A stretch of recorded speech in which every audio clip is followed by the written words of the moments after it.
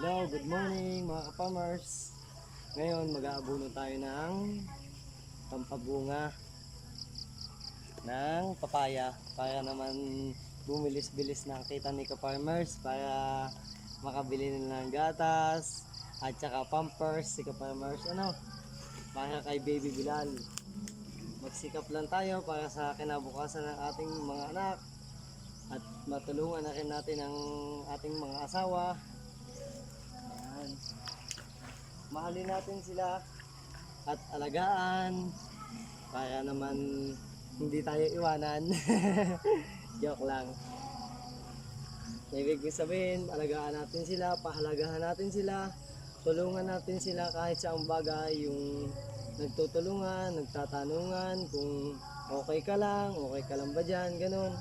Para hindi sila manawa, mga ka-farmers.